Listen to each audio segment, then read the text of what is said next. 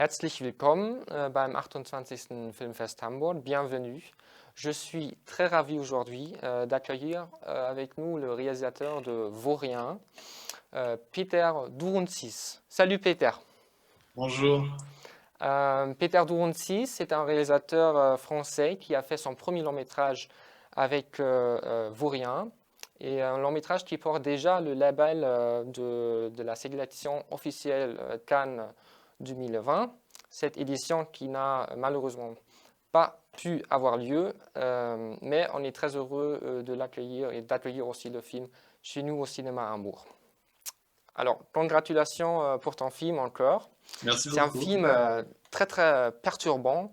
C'est un film qui vraiment qui trouble les spectateurs.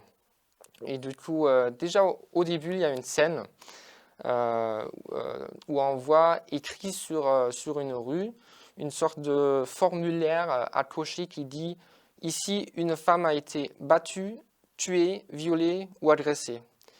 Qu'est-ce qui t'a mené à faire un film sur un homme qui a probablement commis tous ces actes de violence contre des femmes? Ça remonte à longtemps, ça remonte à l'époque où j'étais adolescent dans Paris. À l'époque, il y avait plusieurs tueurs en série qui sévissaient dans la capitale et ça me faisait un peu peur. Ce qui me faisait le plus peur, c'était de me dire que si je les croisais, euh, j'aurais pas pu identifier qu'ils étaient violents. C'est-à-dire que ça ne se voyait pas sur leur visage. Et puis plus tard, j'ai travaillé au SAMU social pendant 15 ans, hein, au contact des personnes sans abri à la rue. Et j'ai rencontré plein de visages différents, plein de gens qui étaient très gentils et dont parfois je savais euh, qu'ils avaient commis des actes délictueux, criminels. Mais au fond, peu importe, parce qu'il fallait que je les aide de la même manière. Alors ça m'a intéressé parce que c'est l'occasion le genre du film de tueur en série, c'est presque un genre en soi, hein. C'est du thriller, c'est du slasher. Mais là, ça me permettait de parler de plein de choses contemporaines sur la société, sur le male gaze, sur la misogynie ordinaire, sur la société patriarcale. Voilà. Il y avait quelque chose dans ce personnage qui a la trentaine, qui est un homme blanc, joli garçon. En fait, ça le rend insoupçonnable, euh, ça le rend innocent. Et c'était intéressant pour moi de voir que derrière ce personnage de l'homme blanc trentenaire, il y avait possiblement quelqu'un de très dangereux. Ouais. Et Pierre Deladonchamp, il joue ce vagabond avec, comme tu l'as dit, avec un charme aussi séduisant, mais en même temps, tout ce qu'il fait, c'est repoussant. Du coup, comment as-tu travaillé avec Pierre pour développer le caractère de Jay? La difficulté, c'était pas avec Pierre, parce que c'est un très bon comédien, mais euh, pour moi, le personnage principal, il n'est pas si intéressant que ça. C'est-à-dire qu'il est vide, il est creux, il n'a pas d'ambition, il y a rien qui le motive dans la vie. Donc, la seule façon de le définir, c'était de lui faire rencontrer plein de personnages secondaires. Et ce qu'il fallait réussir dans le film, c'était réussir les personnages secondaires, les petits rôles. Parce que quand ils les rencontrent, bah, eux, ils savent pas qu'ils sont dans un film de tueur en série. Eux, ils vivent leur vie normale, quoi. Et du coup, c'était à Pierre de s'adapter à chaque fois, à chaque personnalité. Et c'était dans la façon dont il allait s'adapter, comme un caméléon. C'était là qu'allait être l'intérêt du film pour moi. Donc, il n'a pas eu autre chose à faire que de jouer avec ses partenaires et il a très bien joué. Il s'est adapté, quoi. Ouais. Et tout à fait. Est-ce qu'il y a il y a un principe selon lequel Jay choisit ses victimes? Alors, moi, j'essaie de pas trahir les vraies recherches sur les tueurs en série, c'est-à-dire qu'en général, un tueur en série chasse dans son, comment dire, un blanc chasse des blanches, vous voyez. Donc là-dessus, j'essaie de pas faire de grand écart. Et j'ai pas résolu cette question. Je me la suis posée très longtemps, mais je pense que ce qu'il chasse en priorité, c'est pas la tenue vestimentaire, ça va être un sourire, un bonheur. Il va voir une jeune femme qui est heureuse Et je pense que c'est ça qui va l'attirer. Il manque d'empathie, en fait, ce personnage. Il ne sait pas comment fonctionnent les autres. Donc, il n'est pas très humain. Donc, dès que quelqu'un est très humain, très à l'aise, très heureux, je pense que ça l'attire. Parfois sous un mode de séduction et parfois sous un mode de destruction. Mais je ne sais pas ce qui fait qu'une personne va être une proie potentielle ou une autre, une petite amie potentielle. C'est difficile à répondre. D'accord.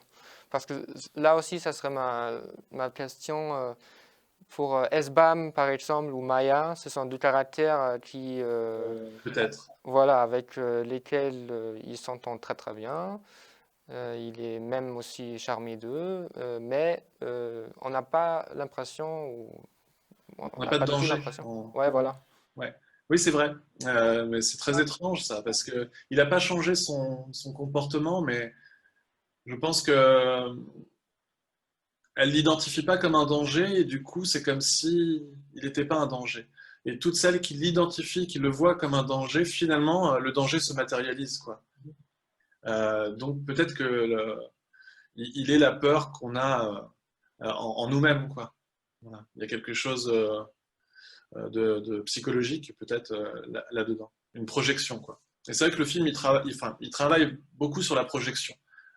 Comme c'est un personnage un peu vide, et ben, si on projette en lui un personnage charmant, ben, il se révèle charmant.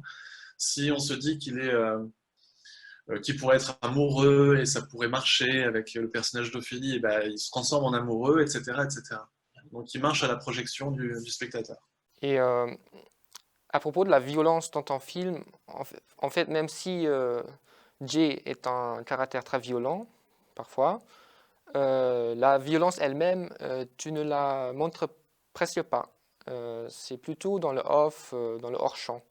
Pourquoi tu la montres pas d'une manière plus explicite?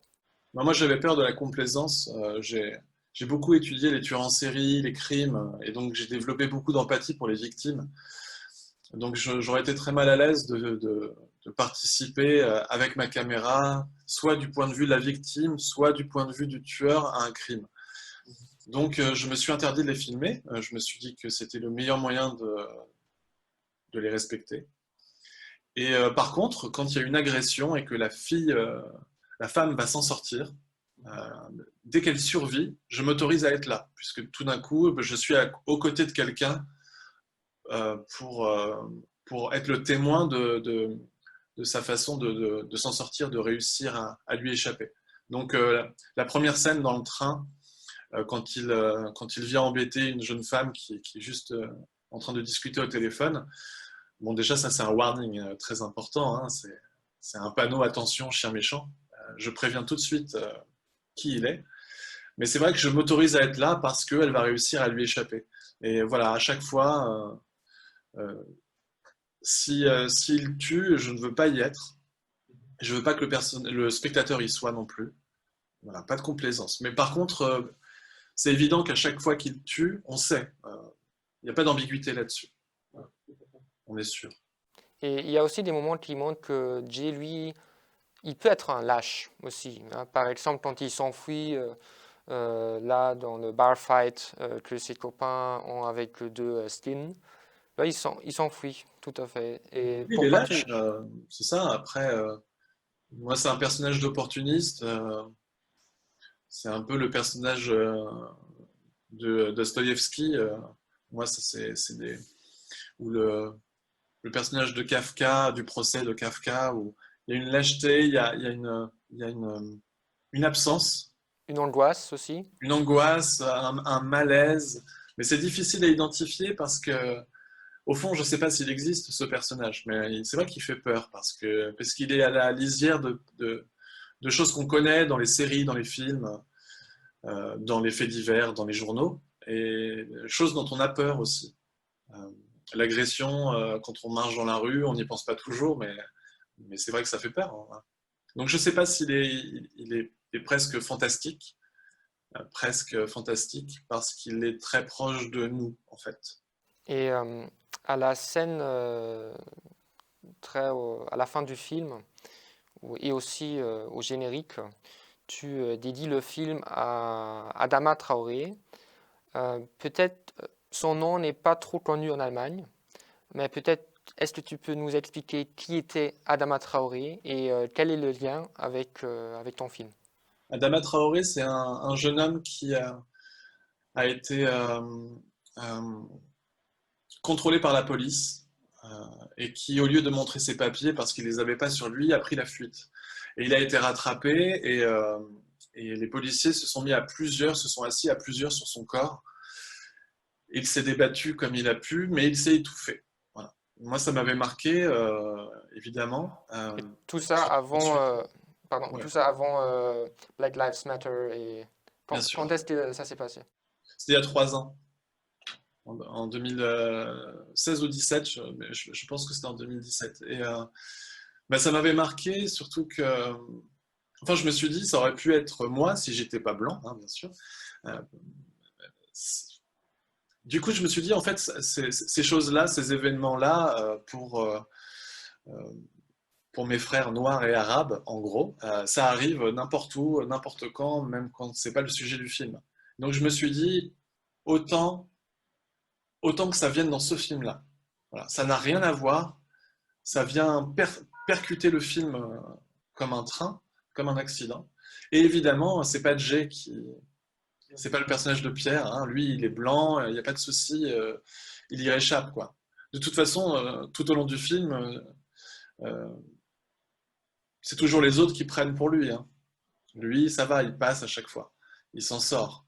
Il s'en sort parce qu'il est blanc et qu'il a 30 ans et qu'il a un beau visage. Je pense vraiment très fort à ça. Même dans le train, tout au début, quand il le laisse filer alors qu'il n'a pas son billet, bon, ça n'arrive jamais, ce genre de choses.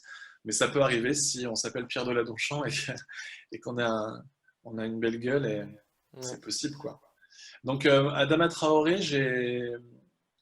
j'ai beaucoup pensé. Je me suis dit que l'acte le plus militant que je pourrais faire, moi, à mon niveau, d'écrire une scène de bavure policière. Voilà. Et puis après, pendant le montage du film, bah, il y a eu d'autres affaires, dont les plus célèbres aux États-Unis. J'ai hésité à enlever du coup la mention à la mémoire d'Adama Traoré, surtout qu'il y a eu des rebondissements en France. Mais je suis resté proche de ma première idée. Voilà, je sais bien qu'il y a plein d'événements qui se passent et j'allais pas mettre une liste de 50 noms. Ouais. Je voulais pas être exhaustif, mais voilà, c'était mon petit acte militant. Mais après, c'est vraiment tout petit. Hein, c'est pas le film qui est dédié, c'est moi qui ai une pensée pour le combat que mène sa sœur Assa Traoré. Et peut-être une dernière question qui concerne ton travail aussi euh, comme réalisateur, mais aussi comme travaillant pour le SAMU social. Est-ce que tu le fais encore et est-ce que tu veux aussi le faire encore à côté du travail du réalisateur? Bah, j'ai travaillé 15 ans au SAMU social. À la base, c'était juste pour écrire un scénario, il y a 15 ans en arrière, mais ça m'a plu, je suis J'ai resté, et plongé puis dedans. ils m'ont offert des responsabilités que je ne pouvais pas refuser.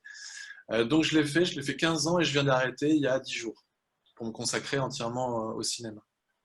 Voilà. Mais ces 15 années m'ont beaucoup servi. Moi, c'est ce que je dis souvent, hein, dans mon travail, il y avait la même ambiance que sur un plateau de cinéma. Sauf qu'il y avait peut-être des notions de vie ou de mort qu'il n'y a pas dans le cinéma. Mais ça m'a appris à gérer mon stress, à diriger une équipe, à diriger des comédiens. Et donc c'était pas inutile. C'était un long chemin pour arriver au cinéma, mais ça a été très très utile. Ouais, C'était c'est vrai. soit ça, soit je ne faisais que du cinéma et je montais les échelons un par un. Mais ça aurait pris du temps et je suis pas sûr que je pense que j'avais envie d'un vrai travail pour comprendre plein de choses. J'étais pas prêt à faire du cinéma tant que j'avais pas expérimenté moi dans mon quotidien des choses un peu difficiles. D'accord, je comprends tout à fait. Et du coup, j'espère que tu feras des films aussi intéressants et troublants pendant ta carrière qui a juste commencé, hein. Et on espère qu'un jour, on t'accueillera ici à Hambourg, très bientôt, et pour les autres projets aussi. Et du coup, merci déjà pour cette interview et à bientôt. Oui, à bientôt. Merci beaucoup, hein.